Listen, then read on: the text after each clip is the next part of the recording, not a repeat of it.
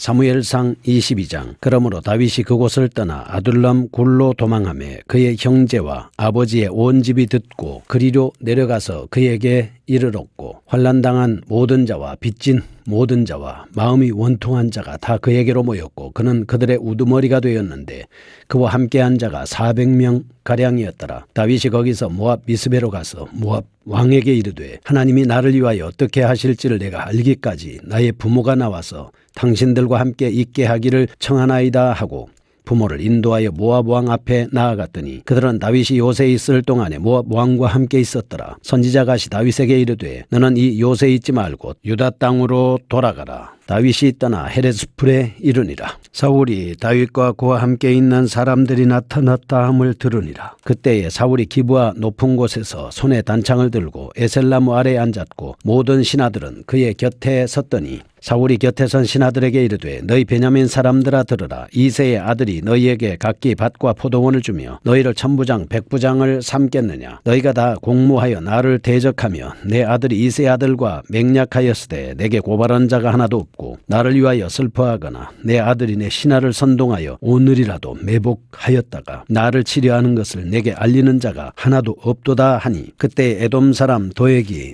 사울의 신하 중에 섰더니 대답하여 이르되, 이새의 아들이 노베 와서 아히두베의 아들 아히멜렉에게 이른 것을 내가 보았는데 아히멜렉이 그를 위하여 여호와께 묻고 그에게 음식도 주고 블레셋 사람 골리앗의 칼도 주더이다. 왕이 사람을 보내어 아히두베의 아들 제사장 아히멜렉과 그의 아버지의 온 집 곧 노베에 있는 제사장들을 부르매 그들이 다 왕께 이른지라. 사울이 이르되, 너 아히두베의 아들아 들으라. 대답하되, 내 주여 내가 여기 있나이다. 사울이 그에게 이르되, 네가 어찌하여 이새의 아들과 공모하여 나를 대적하여 그에게 떡과 칼을 주고 그를 위하여 하나님께 물어서 그에게 오늘이라도 매복하였다가 나를 치게 하려 하였느냐 하니, 아히멜렉이 왕에게 대답하여 이르되, 왕의 모든 신하 중에 다윗같이 충실한 자가 누구인지요? 그는 왕의 사위도 되고 왕의 호위 대장도 되고 왕실에서 존귀한 자가 아니니이까. 내가 그를 위하여 하나님께 물은 것이 오늘 이 처음이니이까 결단코 아니니이다. 원하건대 왕은 종과 종의 아비의 온 집에 아무것도 돌리지 마옵소서. 왕의 종은 이 모든 크고 작은 일에 관하여 아는 것이 없나이다 하니라. 왕이 이르되, 아히멜렉아 네가 반드시 죽을 것이요 너와 내 아비의 온 집도 그러하리라 하고, 왕이 좌우의 호위병에게 이르되, 돌아가서 여호와의 제사장들을 죽이라. 그들도 다윗과 합력하였고 또 그들이 다윗이 도망한 것을 알고도 내게 알리지 아니하였음이니라. 하나 왕의 신하들이 손을 들어 여호와의 제사장들을 죽이기를 싫어한지라. 왕이 도액에게 이르되, 너는 돌아가서 제사장들을 죽이라 하며 에돔 사람 도액이 돌아가서 제사장들을 쳐서 그날에 세마포 에봇 입은 자 85명을 죽였고, 제사장들의 성읍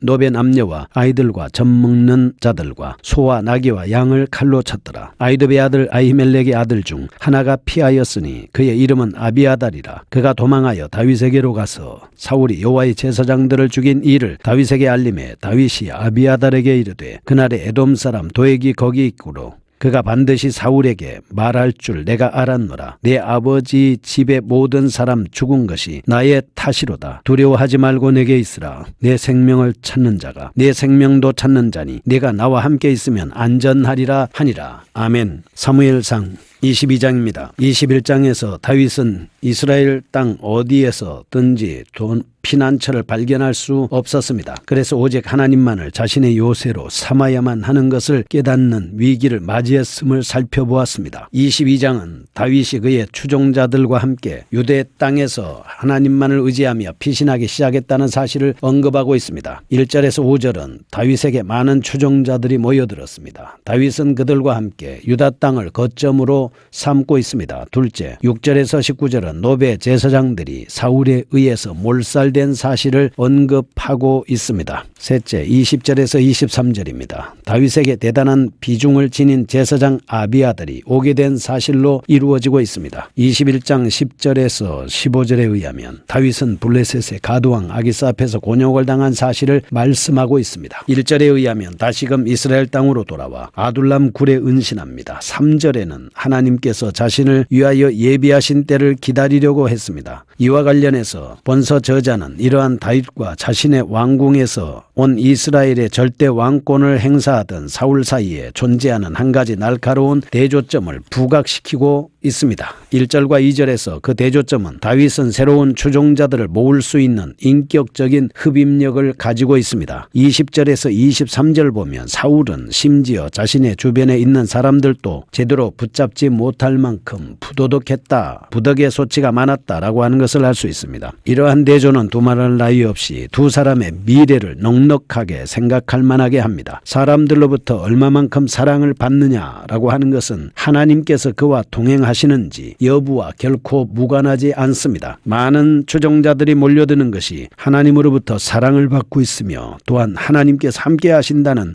증거 중에 하나일진데, 다윗이 이스라엘의 왕위에 오르는 일은 다만 시간 문제일 뿐 그 확실성이 의심될 수 없었습니다. 반면에 사울은 왕권을 박탈당할 것이 뻔했습니다. 11절에서 23절에 의하면 심지어 사울은 신정 왕궁에서 중요한 의미를 갖는 제사장들을 몰살하고 살아남은 자는 다윗에게로 도망치게까지 했다는 점에서 더욱 그렇습니다. 이처럼 당시 다윗은 비록 사울에게 쫓기는 관계로 곤고하기는 했지만 그에게는 영광스러운 미래의 서광이 서서히 비춰오고 있었습니다. 아마도 다윗은 사울에게 쫓기는 방랑 생활 중에서도 하나님께서 자기를 위하여 행하시는 일이 어떤 의미를 갖고 있었는지에 대해서 알고 있었음이 분명합니다. 이처럼 여기서 다윗이 사울에게 쫓기기는 하지만 그의 앞날이 확고하게 밝을 것임을 분명히 강조하고 있습니다. 우리는 22장에서 하나님과 동행하는 자의 미래는 궁극적으로 성공할 수밖에 없다라고 하는 것을 알 수가 있습니다. 첫째, 다윗의 추종자들을 보겠습니다. 1절에서 5절입니다. 다윗이 블레셋 가드 왕 아기스에게서 지혜를 발휘해서 도망쳐 나왔음을 앞장에서 살펴보았습니다. 다시금 유다 땅을 자신의 은신처로 삼게 되었음을 언급하고 있습니다. 1절과 2절은 다윗이 아둘람 굴에서 추종자를 모은 사실을 볼 수가 있고, 3절에서 4절 말씀은 다윗이 부모를 모아서 왕에게 위탁하고 있는 모습을 볼 수 있습니다. 5절 말씀은 다윗과 그의 일행이 하나님의 명령에 따라 다시 유다 땅 으로 돌아가 그곳을 거점으로 삼습니다. 한편 다윗이 이스라엘 여러 지역 중에 유다 땅을 자신의 거점으로 삼은 것은 그가 유다 지파였던 사실과는 결코 무관하지 않습니다. 그는 유다 땅에서 비교적 한적한 아둘람 동굴에 피신하게 됩니다. 그런데 그때 다윗의 가족들과 많은 추종자들이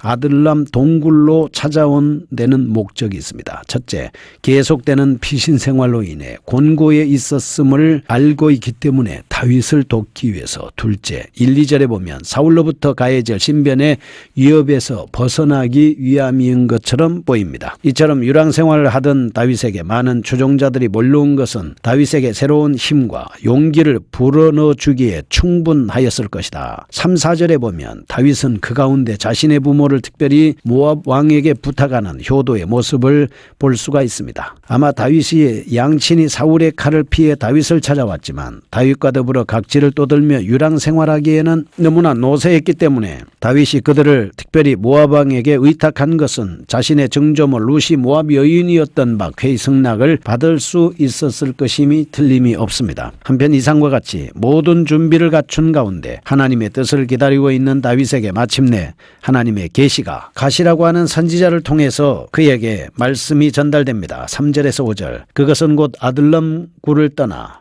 유다 땅으로 돌아가라는 것입니다. 이에 다윗과 그 일행은 헤레스풀 거처를 옮깁니다. 여기서 우리는 다시 다윗과 사울 간의 차이점을 보게 됩니다. 지금까지 사울에게는 하나님의 계시가 주어지지 않았습니다. 그와 함께한 선지자도 없었습니다. 그러나 장차 신정 왕국의 왕위에 오릴 다윗에게는 하나님께서 선지자를 보내 그의 앞길을 인도해 주고 있는 모습을 볼 수가 있습니다. 이처럼 다윗을 인도해 주신 하나님께서는 오늘날도 모든 성도들과 함께 하신다는 겁니다. 시편 23편 4절에 하나님께서는 우리가 사망의 음침한 골짜기로 다닐지라도 하나님의 권능의 지팡이와 막대기로 우리를 안전하게 지켜주십니다. 어떤 환난과 역경 가운데서도 결코 두려워하지 마십시다. 왜냐하면 하나님만 의지하면 하나님이 우리를 지켜주시기 때문입니다. 두 번째입니다. 놋제사장들이 피살을 당합니다. 다윗이 선지자 갓의 지시를 받아 아둘람 굴에서 헤레스풀로 거점을 옮긴 사실에 이어 이제 여기에서는 사울이 놋 땅의 제사장들을 무참히 대량 학살하는 모습이 그려지고 있습니다. 6절에서 8절, 사울이 자신의 신하들을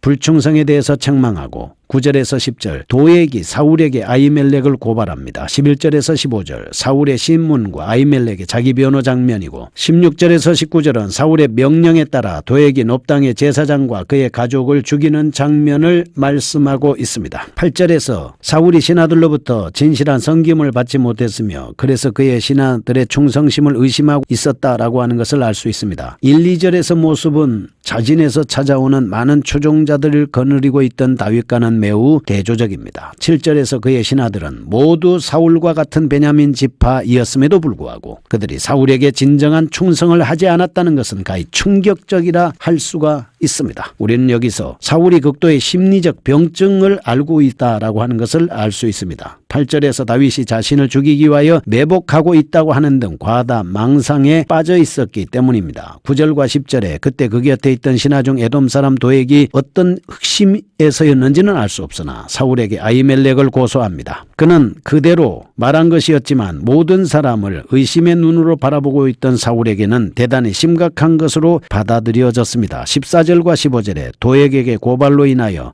사울에게 신문을 당하는 제사장 아히멜렉의 모습은 당당했습니다. 그는 다윗에게 모든 책임을 뒤집어 씌울 수도 있었습니다. 그러나 그는 왕명을 빙자했기 때문에 요청을 받았다고 해서 변명할 수도 있었고 사실 또한 그러했습니다. 그러나 그는 여기서 자신의 손해를 감수하면서까지 하나님께 함께 하시는 다윗에게 책임을 결코 전가하지 않는 의연한 태도를 보여주고 있습니다. 우린 여기서 다음과 같은 세 가지 사실을 깨닫게 됩니다. 첫째, 창세기 12장 11절에서 13절, 히브리서 11장 8절 17절에 의하면 한 사람의 인물 평가는 한순간의 행동만으로는 불가능하다. 둘째, 마태복음 5장 21절에서 32절에 의하면 인간의 악한 감정과 사고는 반드시 행동으로 표출되게 마련이다. 셋째, 행동화된 악은 파괴적 성격을 지닌다. 온 공동체에 영향을 미친다라고 하는 사실입니다. 마지막입니다. 20절에서 23절 다윗에게로 간 아비아달입니다.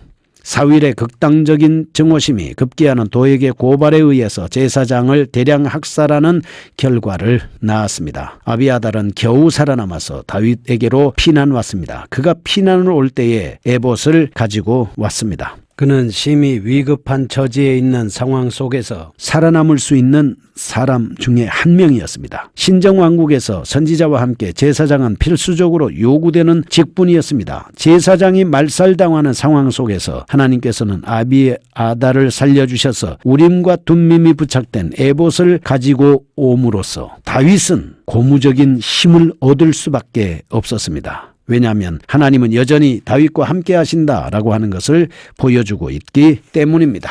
본단락에서 우리는 첫째, 민수기 16장 1절과 3절에서 성직에 대한 모멸은 하나님을 만홀히 여기는 자의 자연스러운 기결이다. 둘째, 계시록 2장 13절에서 하나님께서는 하나님의 나라 확장을 위해서 많은 희생을 감수하고 계시는 것을 알 수가 있습니다.